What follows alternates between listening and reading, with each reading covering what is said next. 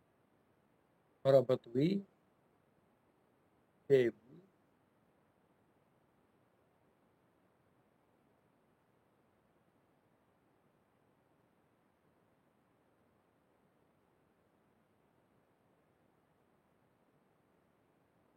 oui.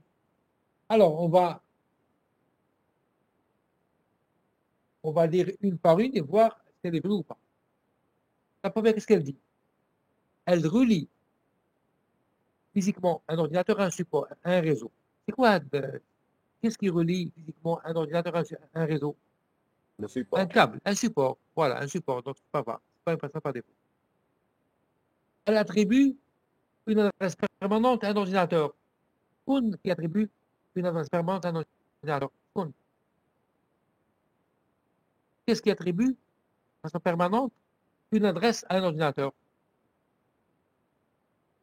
Voilà, c'est l'administrateur de la machine. L'administrateur de la machine, c'est lui qui attribue une adresse permanente à un ordinateur. Donc non. Elle identifie le réseau auquel un ordinateur est connecté. Qu'est-ce qui identifie le réseau auquel un ordinateur est connecté?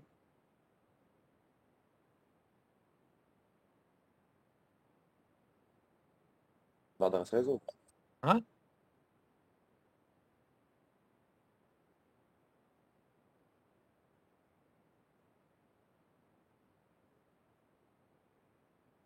C'est la partie, c'est l'identificateur réseau de l'adresse IP. C'est l'identificateur réseau de l'adresse IP. Voilà, c'est l'idée réseau. L'identificateur réseau. Elle identifie l'adresse logique d'un ordinateur sur réseau et elle identifie de manière unique au reste du réseau. Elle dit, c'est quoi, Hadia? Quoi ça? Qu'est-ce qui identifie l'adresse? C'est l'adresse IP. Voilà, adresse IP tout court. Hein? Et donc, c'est, tout dit la dernière, elle dit, elle identifie le périphérique qui permet aux ordinateurs du réseau local de communiquer avec des périphériques sur d'autres réseaux. Voilà, c'est le rôle d'un routeur. C'est le routeur. Ça par défaut, c'est le routeur qui permet aux ordinateurs d'un réseau local de communiquer avec les ordinateurs de l'extérieur. Voilà.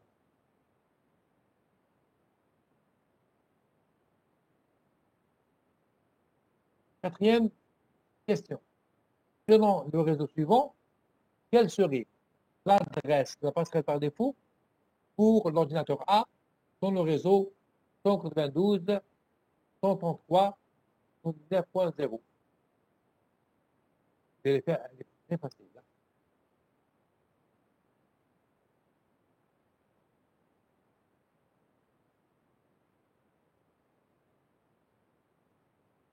Gerdwi, Rahmanoui, Barakawi, Maharawi,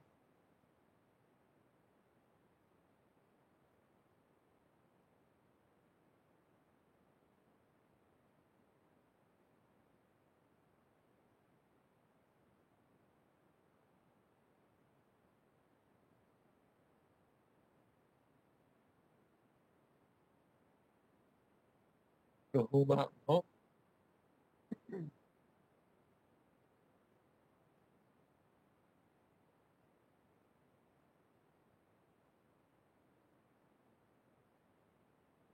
Bembe Sabarachoui,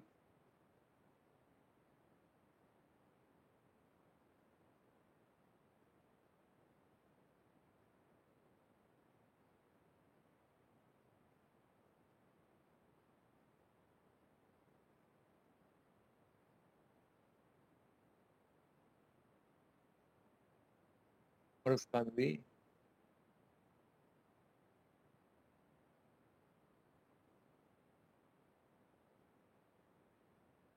Talbi aussi,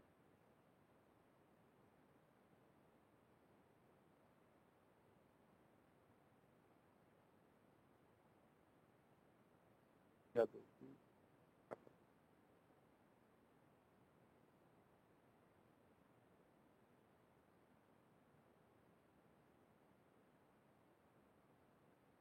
Ici donc, il s'agit d'une adresse IP du routeur, ça passe par défaut. Le routeur possède 3 adresses IP. Il possède l'adresse IP 192.31.7.1 du côté réseau local qui est tout à fait à gauche. Il possède une adresse IP du côté réseau local à droite, qui est la 192.135.250.1. Il possède aussi l'adresse IP pour le réseau local qui est en bas, qui nous concerne, la 192.133.79.1. Et donc pour le point A, pour l'ordinateur A, bien sûr, pour joindre à l'extérieur, il n'a qu'à joindre la passerelle par défaut. Il y a l'adresse IP de son réseau. Donc c'est la 192.133.79.1. Voilà l'adresse IP de la passerelle par défaut qu'on va saisir sur l'ordinateur A, tel qu'il voit dans son réseau local. On remarque, si vous saisissez, on passera par défaut une de ces 2 adresses de l'autre côté, ça peut marcher. Hein, ça marche. Et en général, celle du côté, celle qui est dans le réseau local, le réseau interne. C'est un D, ça marche. Ça a été constaté donc dans les configurations des différents réseaux. Prochaine question. 5. Dans un environnement IP4, quelle information un routeur sollicite pour transmettre des diagrammes de paquets, hein, des paquets d'une interface de routeur à une autre.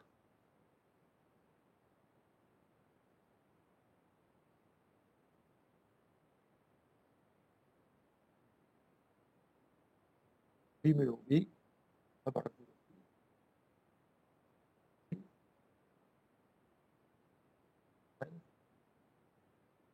oui,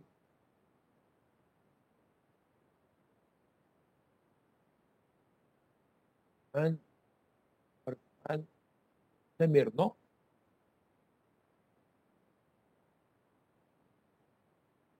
Bota.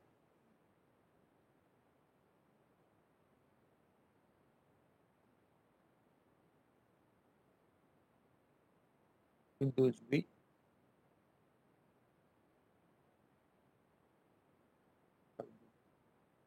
Pareil.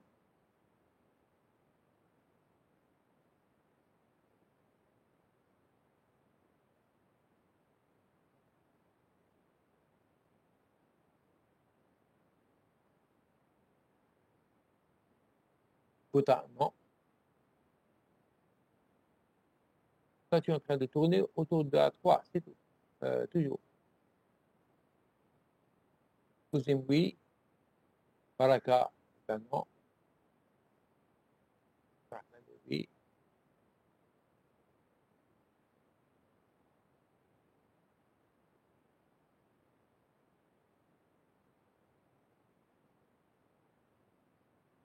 Pas oublié.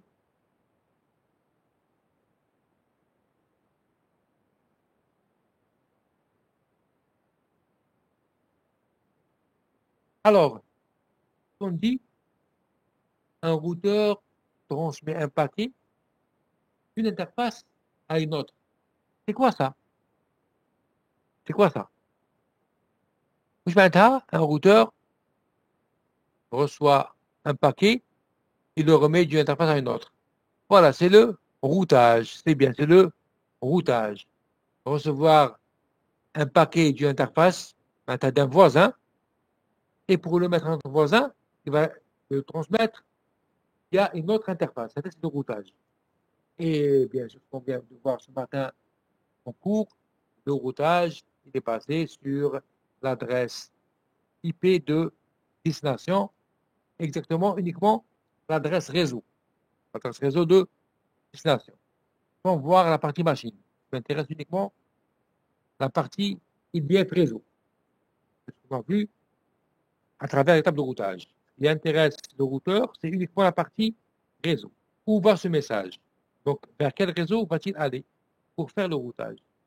Et ni, évidemment, l'adresse réseau d'origine, et l'adresse MAC, que ce soit émetteur ou bien récepteur. Donc, c'est la première proposition. Question 6.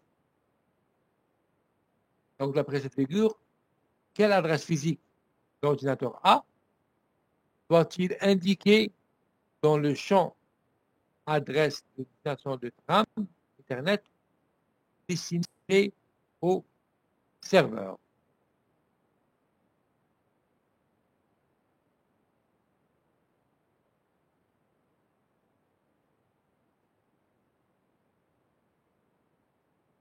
Oui, Baraka. Gerdossi, Tabrachi aussi, mais il faudra dire Tabrachi, donne-moi la valeur. Bahari aussi, Samir aussi, Mouta aussi.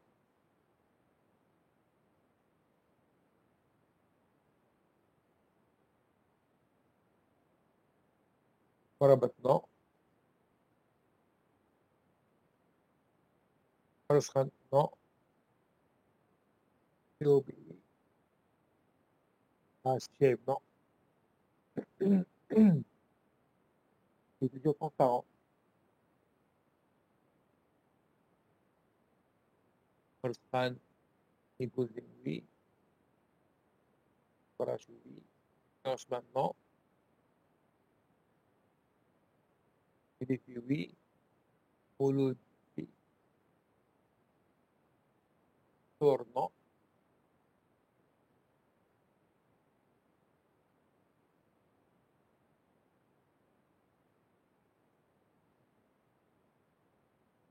Pierre, oui. Pareil pour Mouta.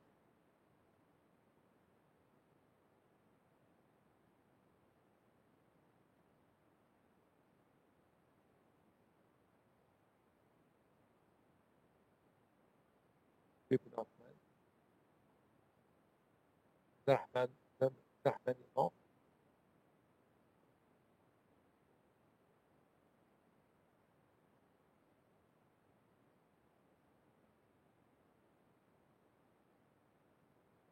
Tehia, non.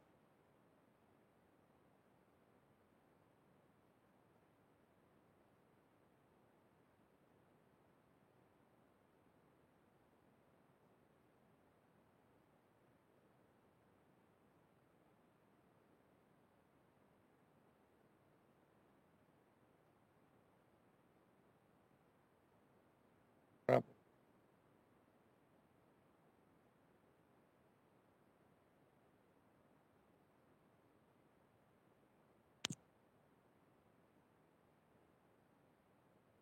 Donc, lorsqu'une trame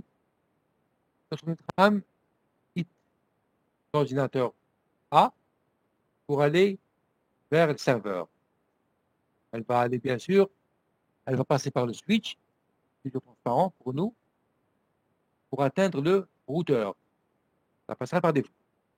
Et bien sûr, pour que la trame, pour que le message soit reçu par le routeur, quelle sera l'adresse MAC de destination, l'adresse physique de destination, pour un message qui va aller vers l'extérieur, évidemment, celle du routeur. Celle du routeur, ça passera par défaut. Pour le routeur l'accepte, c'est le routage vers le serveur. Donc, l'ordinateur A connaît, il connaît l'adresse MAC routeur. Il ne connaît pas l'adresse MAC du serveur. Piston. Il connaît uniquement l'adresse IP du serveur. Donc, ce sera la deuxième réponse. C'est-à-dire, on a vu ça dans une présentation concernant la relation entre les adresses MAC et les adresses IP des machines.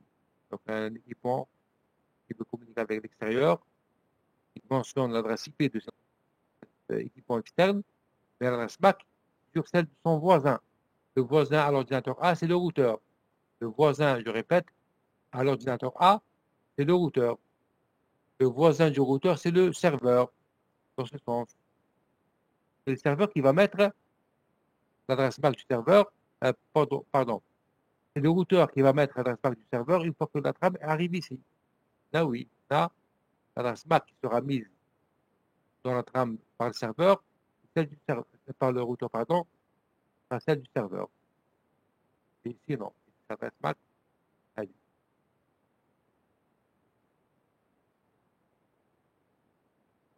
Prochaine question. Donc voilà une figure, une architecture.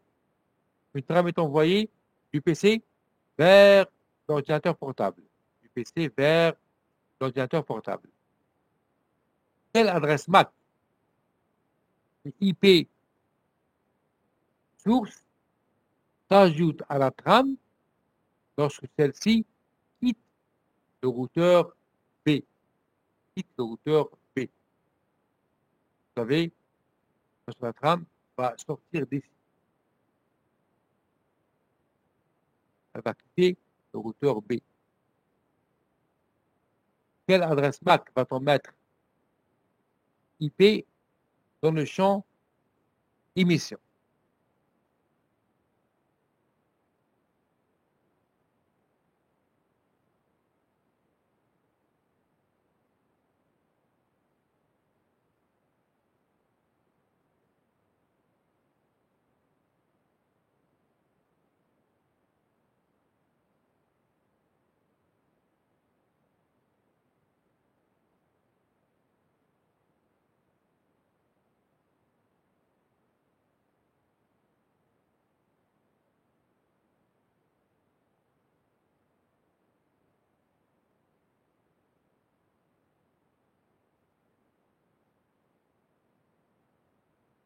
Voilà, oui.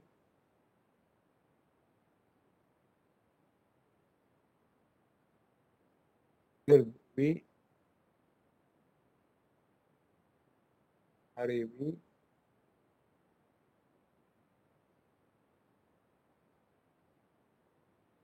Et oublié aussi, c'est pas aussi. Samir, non.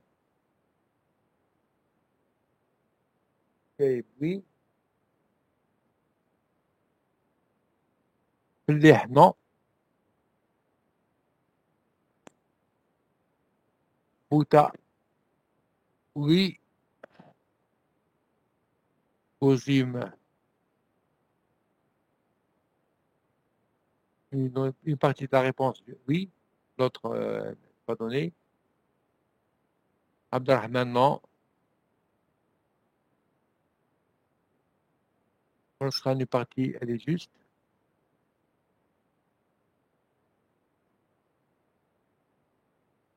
Encore une partie juste.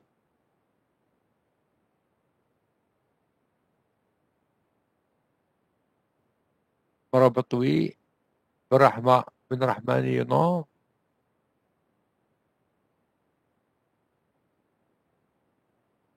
Ozim, oui. Farskan aussi. Hajar, partie, elle est juste. Réponse. Il y a deux réponses. Hein.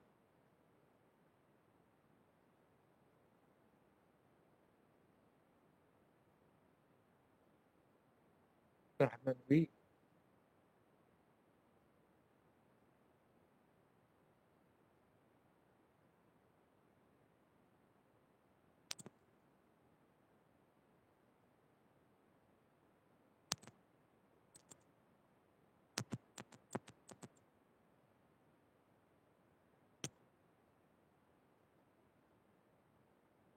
Alors, qu'est-ce qu'on avait dit tout à l'heure en cours?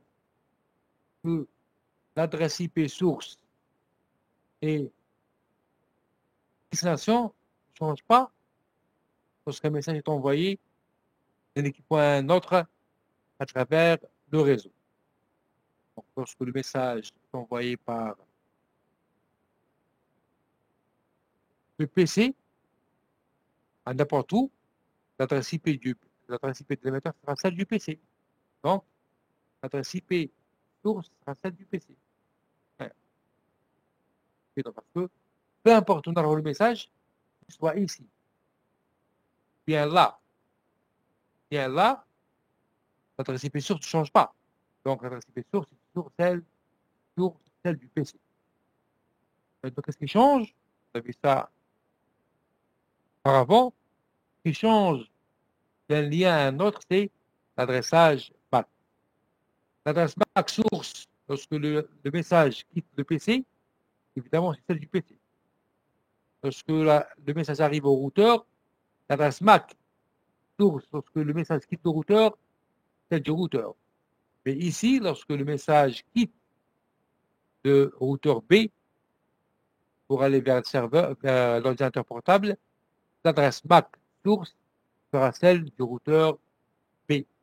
Donc, celle du routeur B maintenant l'interface F01.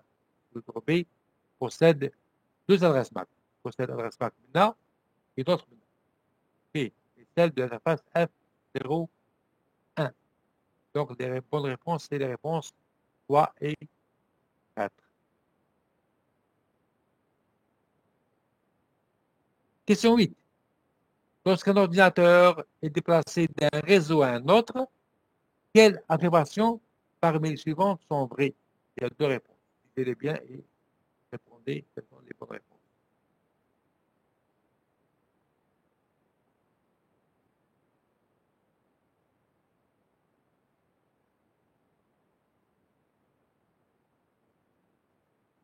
Oui, mais hobby.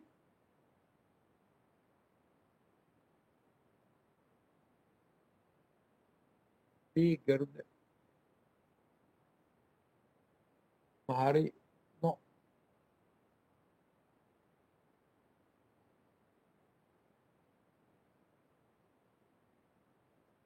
Haraka, non.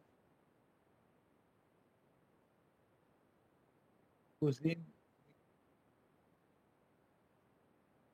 Rahmani, non.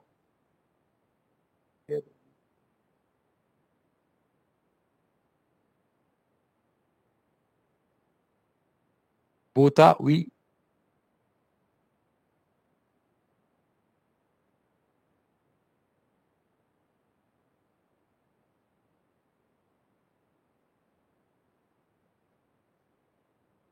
Et une réponse est juste, il faut donner la deuxième. Cheb, oui. Baraka, oui. Tor, oui. Tabrash, oui. Abdrahman aussi. Mouloud, une partie de la réponse est juste, il manque une deuxième. Mahari, oui.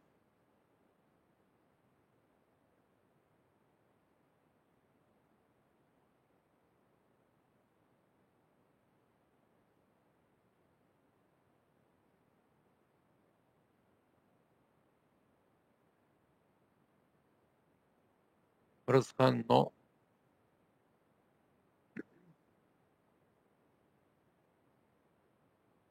Abaoub, non. Rahmani, oui. Hajar, non. Rabat, oui. Ruhuma, non. Une réponse est fausse pour Ruhuma. La première réponse, elle est fausse. Deux réponses sont contradictoires, hein, Ruhuma. Tu as donné deux réponses contradictoires.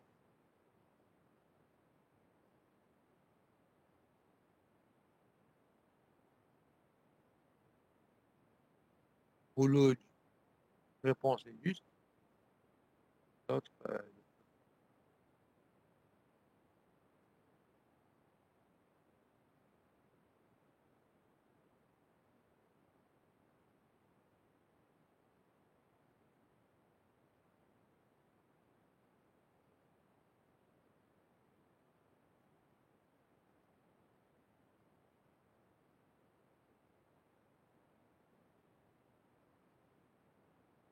donc, on va donc voir bonne réponse, bien les bonnes réponses. Ça veut dire que l'adresse physique, elle est fixée lorsque l'équipement est construit à l'usine et elle est écrite sur la carte réseau. Ça veut dire quoi? Que l'adresse physique ne change pas. Change pas. L'adresse physique ne peut changer. Quand est-ce que l'adresse physique peut changer? Dites-moi. Quand est-ce que l'adresse physique d'une machine peut changer? كتبنا la carte réseau. Voilà, si on change la carte réseau, si jamais la carte réseau est changée, là, l'adresse physique va changer. C'est bien? Donc, l'adresse physique ne change pas. Donc, la première réponse, elle est fausse. L'adresse physique doit être réattribuée. Non. Elle est réattribuée si la carte réseau a été changée. Et donc, c'est faux. L'adresse, la passerelle par défaut, doit rester inchangée. Non. S'il change de réseau, il va changer de routeur. OK, donc ce n'est plus la même adresse, la passerelle par défaut. Ce n'est plus le même routeur. OK, c'est faux. La troisième, l'ordinateur continue de fonctionner avec la même adresse physique. Évidemment, oui, parce on a dit que l'adresse physique ne change pas. Donc la troisième. Et les numéros de port et complémentaires doivent être attribués au indice, ça n'a rien à voir avec l'adressage. L'adresse logique IP, l'adresse logique doit être réattribuée afin de répondre aux besoins en communication du nouveau réseau. Si on change de réseau, l'adresse IP doit changer parce que la partie ID réseau n'est plus la même. Ce n'est plus la même. Et puis on doit lui réattribuer une autre adresse IP par rapport au nouveau réseau. Donc, c'est la dernière aussi. Si on change de réseau, l'adresse IP doit changer. Donc, les bonnes réponses, c'est la troisième et la cinquième. Neuvième question. On va remarquer cette illustration. Je vais réduire un petit peu le...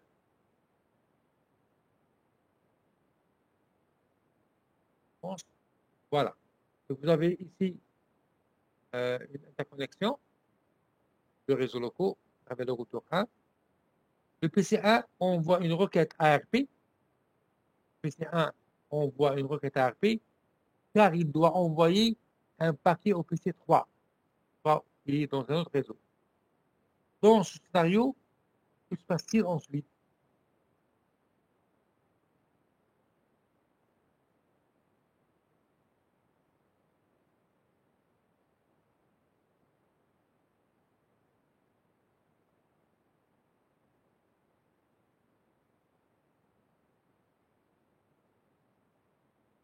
Oui, Marsman, Maracana,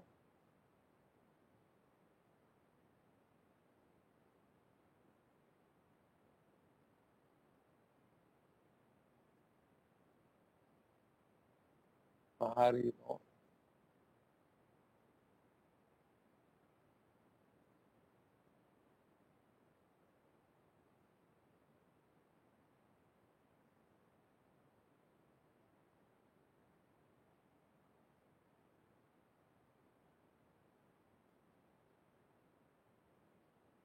Barachou, non.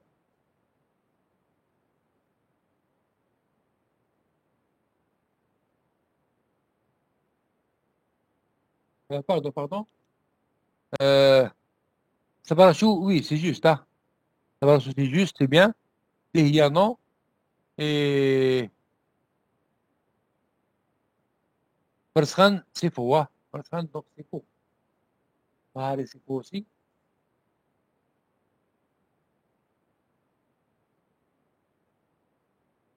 Kantor, faux.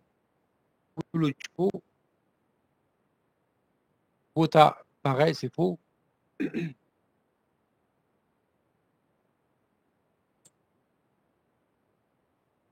Franchement, faux. Gozim, oui, c'est juste. Abdrahman, vérifie, faux.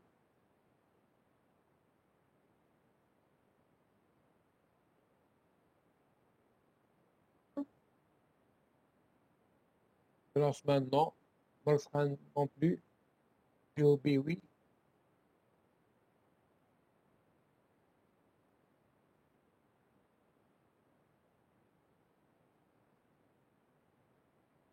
Rahmani, non. Gaib, oui. Baraka, non.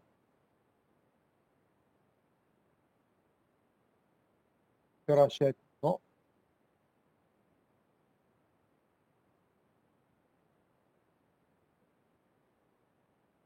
Hajar, non. Rabat, non. Rabat, non. Pouloud, non.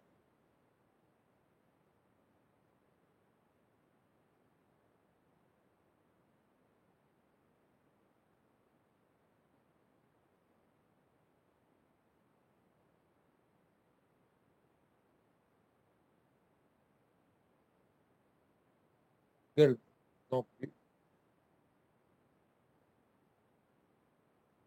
Encore non plus.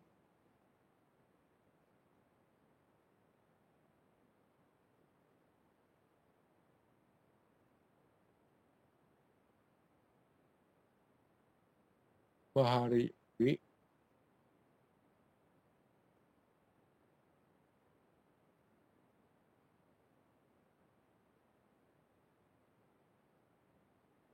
Girl, oui. Rachel, oui.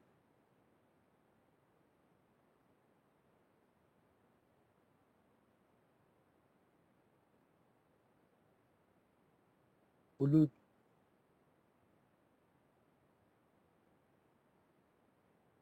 Alors, qu'est-ce qu'on avait dit concernant l'adressage MAC? On peut combler. Un équipement ne doit connaître comme adresse MAC que ceux de ses voisins, que ceux des voisins. Il n'a pas à chercher à connaître l'adresse MAC d'équipements distants. Donc, lorsqu'il veut obtenir l'adresse MAC d'un voisin, il le fait à travers le protocole ARP. Il ne connaît pas l'adresse MAC du voisin. S'il va communiquer avec l'extérieur, il doit passer par qui? Il passe par le routeur, la passerelle par défaut.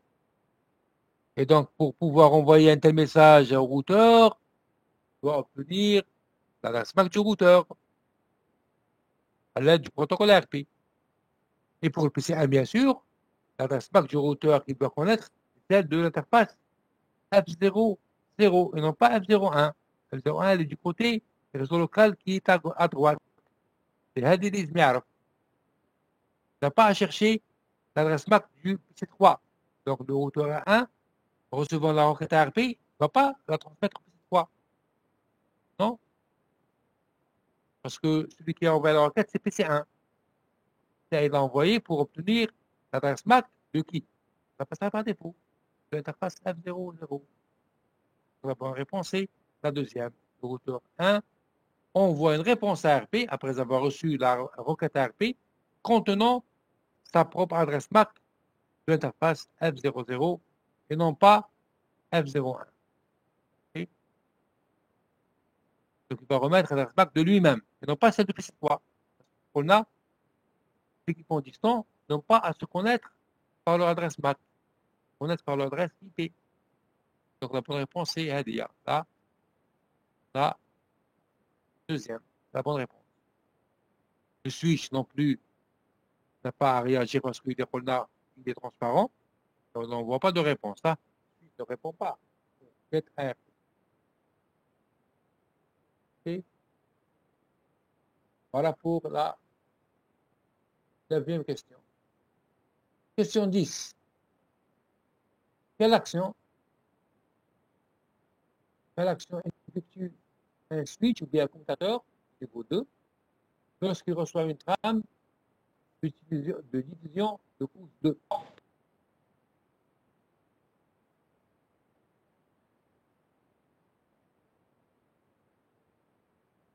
Oui, Merfan, plutôt Baraka.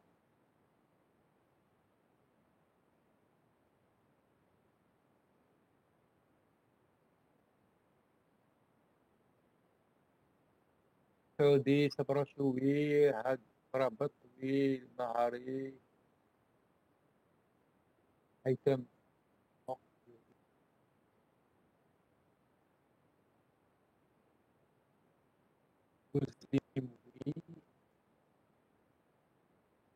et pour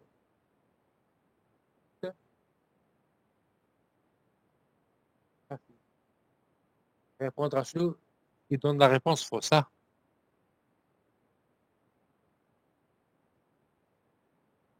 Pour le moment, tout le monde a répondu juste. Okay.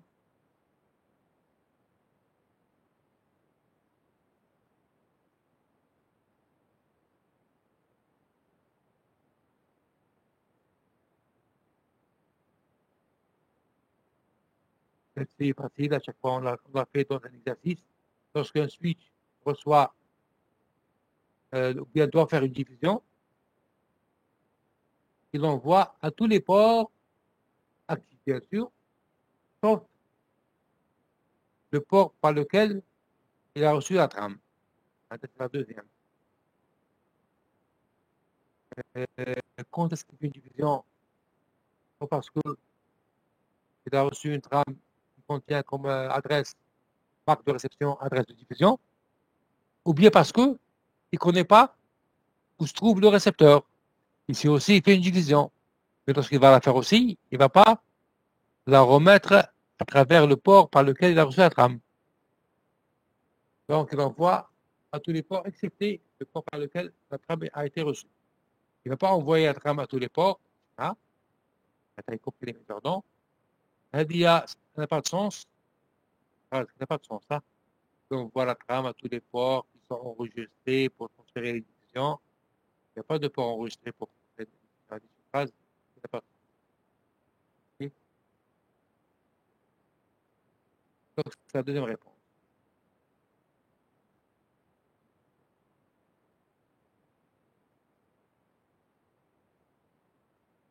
Question 11.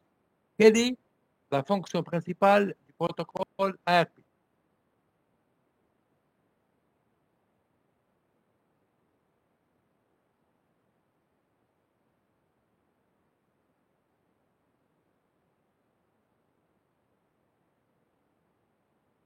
Les réponses sont justes. Et quelle réponse fausse pour répondre? Et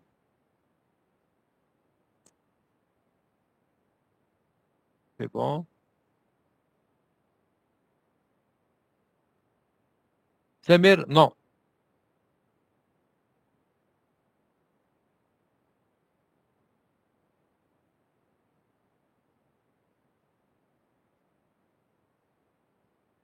Les autres, c'est juste.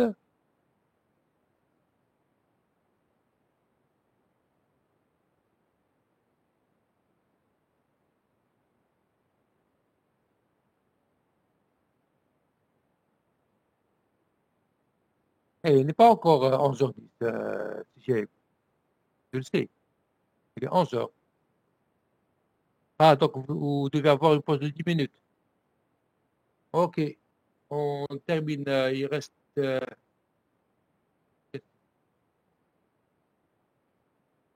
OK. Donc, normalement, vous devrez avoir 11h20, non?